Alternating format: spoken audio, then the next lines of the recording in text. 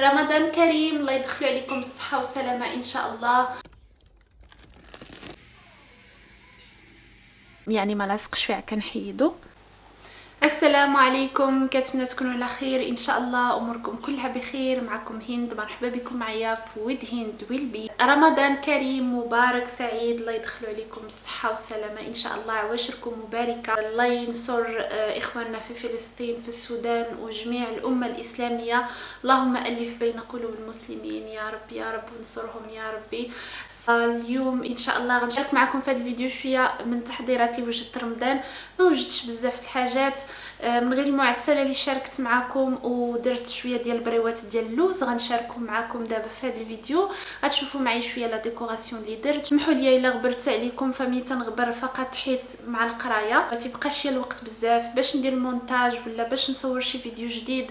فنحاول يعني الوقت اللي تنجي فيه للدار يلاه نرتاح، نعطي وقت لراسي نرتاح فيه اولا، ومن بعد تنعطي لعائلتي. باش يعني الا شفتوني غبرت عليكم.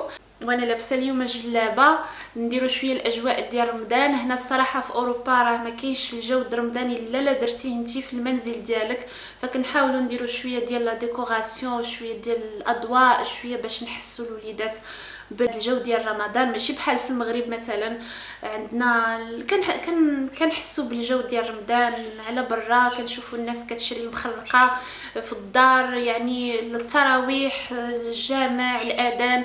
فسعدات الناس اللي عايشين في الدول العربيه. فصراحه حنا هنايا المهم الله يجعل مغفره الذنوب. في هذا الشيء اللي بغيت نشارك معكم في هذا الفيديو ان شاء الله. قولوا لي انتم شنو كتوجدوا في هذه الايام اللي قبل رمضان. باقي ليا سلو ما صوبتوش، المخرقه ما غنديرهاش، ما صوبتوش دابا حيت مازال عندي كما قلت لكم دائما تيكون عندي في الدار، فحيت باقي عندي ما وجدتوش قلت حتى يسالي ونصوبو. خليكم مع هذا الفيديو، ورمضان مبارك سعيد، الله يدخلوا عليكم الصحه والسلامه ان شاء الله. قولوا لي في التعليق نتوما شنو وجدتوا رمضان، كي خرجت المخرقه ديالكم سلو. غادي ندير فيديو اخر ان شاء الله باش ندويو على الاكل الصحي في شهر رمضان، وكيفاش نتهلاو في صحتنا في شهر رمضان ونرجعوا الصحه ديالنا في رمضان، لانه شهر رائع بزاف. شهر اللي نستافدوا منه روحيا وكذلك جسديا. ففيديو اخر ان شاء الله غادي يكون هذا الاسبوع. خليتكم على خير، تهلاو في صحتكم. شكرا لكاع الناس اللي كيكتبوا لي تعاليق، شكرا لاي واحد كيكمل الفيديوهات ديالي حتى الاخير، شكرا لاي واحد تيسول فيا. بارك الله فيكم، جزاكم الله خيرا، والله يحفظكم والله يشافي كل مريض يا ربي في هذا الشهر الكريم. ما تنسوش الدعاء لبعضياتكم، راه الدعاء زوين بزاف، والدعاء لاخيك في ظهر الغيب بك يعطيك بحاله يعني بالمثل. ادعيوا مع اخواننا في فلسطين، ونتلاقى في فيديو اخر ان شاء الله. خليتكم على خير، تهلاو في صحتكم، السلام عليكم. هنا الصالون اضواء، هذه كنت صوبتها العام اللي فات، درتها في رمضان ديال العام اللي فات. ديت غير كرتون وقطعته على شكل هلال. سهله بزاف، درت فيها يعني هاد الوريدات وهاد الضوء. فوق هنايا درت هادو اللي فيهم تما الهلال بحال الجناح. هذا هلال شريته من واحد الشوبانه كيبيع الاواني وداكشي ديال يعني كل داكشي اللي كنحتاجوه مثلا حنايا العرب، ماشي بالضروره مغاربه. فخديت من عنده هذا الهلال، عجبني تيشعل بالضوء. خرجني الضوء فيه شويه مجهد، يعني ملي تنشعلو فيه الضوء مجهد، ولكن عجبني المنظر ديالو. سو هذه هي الديكوراسيون اللي درت لرمضان. بالنسبه للبريوات غتشوفوا معايا كيفاش غنصوبهم بطريقه صحيه. فهنايا كناخذ اللوز، كنزيد عليه الماء، ما كنسلقوش، كنخليه واحد 10 حتى 15 دقيقه وكنبدا نقيه. من بعد كنفرشو، كنخليه ينشف على خاطرو ليله كامله، والغد ليحه عاده كنديرو في الفران. فانا يعني الا بغيت نصوب البريوات ولا بغيت نصوب المخرقه ولا بغيت نصوب السلو، هادشي الصراحه تيبغي العوين وما كنقدرش ندير هادشي كلشي في نهار واحد. غتلقاوني كندير هادشي كامل على مراحل، يمكن 3 ايام 4 ايام ياخذ ليا الوقت اللي بغى ياخذ، ولكن كنديرو هكا بالتدريج. ما نكذبش عليكم حيت ما يمكنش نديرو كلشي في نهار واحد، هادشي تيبغي العوين. فالنهار التالي ولا الثالث فهنايا كما حمرته في الفران تندير فيه قطيره ديال زيت البلديه وتنحمرو في الفران. من بعد كناخدو هنايا درتو اولا طحنتو مع سكر جوز الهند، سكر ديال الكوكو.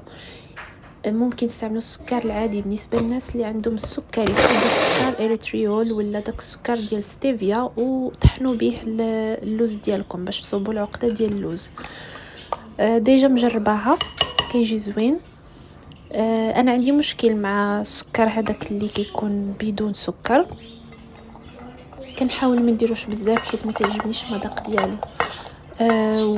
وحاجه اخرى ان دراسه دارت عليه مؤخرا انه صعيب وكيقدر يسبب حتى السرطان، فحاولوا ما تكثروش منه، درتوه ديروه بكميه قليله وما تاكلوش بشكل يومي. فهنا منين طحنت اللوز اللي حمرت في الفران وخليت اللوز الاخر حتى هو اللي بقى بلا تحمار، هو كنزيد عليه شويه ديال الكوك اولا السكر ديال الكوك، وكنزيد شويه ديال الزهر، شويه ديال زيت العود في بلاصه الزبده، ممكن ديروا الزبده، شويه القرفه وصافي. وتنشكل الكويرات ديالي، ممكن ديروا المسكه الحره الا بغيتو، وكنعبر دوك الكويرات. كنعطيهم هنا قياس ديال ما بين 13 غرام وصافي. وتنبدا نشكل. كيعجبوني البريوات اللي صغار في الحجم، وكنديرهم هاد العام درت يعني غادي نديرهم في المجمد، على اساس يعني فيما تسالي ليا واحد الميكا ولا واحد الكميه غاديه نجبدهم بهذه الطريقه. فصراحه موالفه تنديرهم بحال هكا، كتجيني سهله، وحتى هما تيبقاو مقرمشين، وحتى ما كتضيعوش بزاف ديال الطاقه وبزاف ديال العسل وبزاف ديال كتاخذوا هذيك الكميه اللي غتاكلوها مثلا في اسبوع وتطيبوها.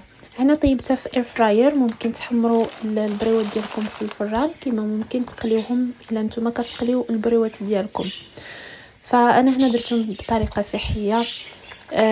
فمن بعد منين طابوا في الاير فراير درتهم بالعسل وصافي. حطيتهم في الاناء اللي غادي نحتفظ به اولا اللي غادي نتناولوا فيه، يعني على اساس غناكلوا هاد البريوات في داك الاسبوع. وهادو هما البريوات ديالي بطريقه صحيه. والبريوات الاخرين غادي ندخلهم المجمد. بالنسبه مني تندخلهم المجمد راه تنطيبهم او هما مثلجين اولا مجمدين وكنطيبهم في الفران. فهادو هما الحاجات اللي وجدت قبل رمضان. عواشركم مباركه ورمضان كريم، وشكرا لكم. نتلاقاو في فيديو اخر ان شاء الله. خليتكم على خير والسلام عليكم.